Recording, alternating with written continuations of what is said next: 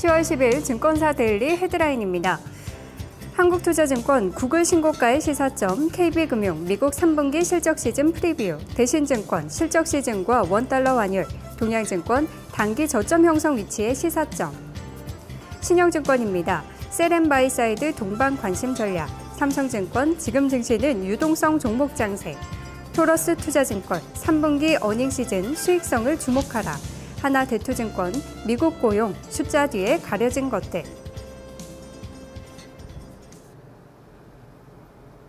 네, 오늘 증권사들은 미국의 실적 시즌에 대해서도 점검해보고요. 최근 하락 추세 이어가고 있는 원달러 환율에 대해서도 살펴보는 모습이었습니다. 오늘은 한국투자증권의 의견부터 보겠습니다. 한국투자증권은 구글 신고가의 시사점이란 제목을 달았는데요. 최근 애플의 주가는 하락하고 있지만 구글의 주가가 잘 가고 있습니다. 이에 대해서 분석을 해봤습니다. 구글 밸류에이션이 재평가받는 초기 국면에 위치해 있다고 전했는데요. 금융위기 이후 구글의 PE는 대략 10배에서 14배 정도 사이에서 움직였는데 최근에는 이 레인지 상단을 돌파하면서 15배까지도 올라 있는 상황이라고 전했습니다. 이는 모바일 광고 시장의 성장과 함께하고 있는데요. 지금은 모바일 광고 시장이 급성장하는 초기 국면이라는 점을 주목하고 있고요.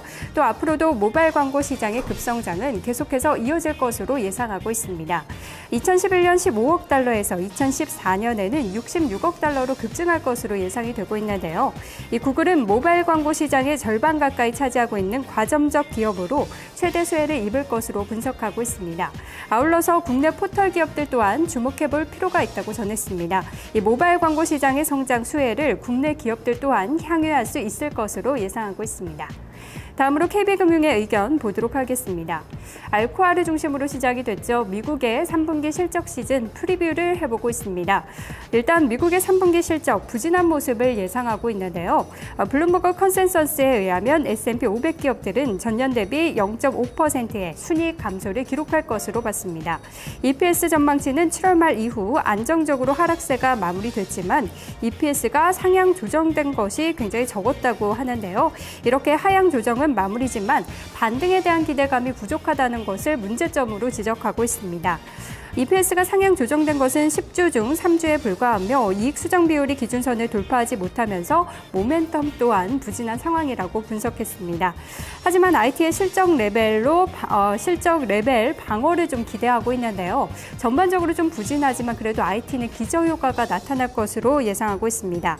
IT 업종의 순이익은 기저효과에 힘입어서 전년 동기 대비 15.7%의 증가율을 기록할 전망인데요. 실적 비중이 커지면서 에너지와 금융업종의 부진을 상쇄해 줄 것으로 예상하고 있습니다. 마지막으로 대신증권의 의견 보겠습니다. 실적 시즌과 원달러 환율에 대해서 살펴보고 있습니다.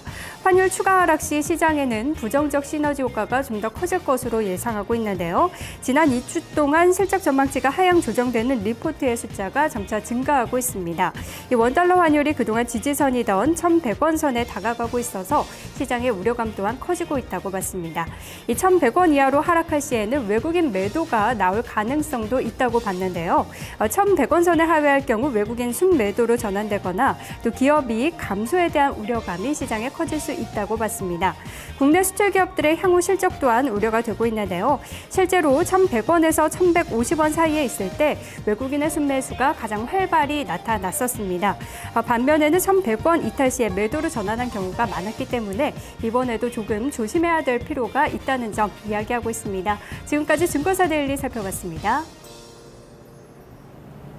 네, 증권사 이 전반적으로 증권사의 의견들을 좀 들어보니까요. 뭐 종목에 대한 이야기들도 있고 시장에 대한 이야기들, 해외 변수에 대한 이야기들 계속적으로 나타나고 있습니다. 하지만 뚜렷하게 시장에 모멘텀을 제공할 만한 그 이야기들은 오늘 시장에서도 별로 없는 것 같은데요. 자, 이로 인해서 주가는 지금 뉴욕 증시 하락을 반영하면서 약세권의 출발을 앞두고 있는 구간입니다. 잠시 후 2부에서 시장 상황 자세히 보겠습니다. 잠시 뵙겠습니다.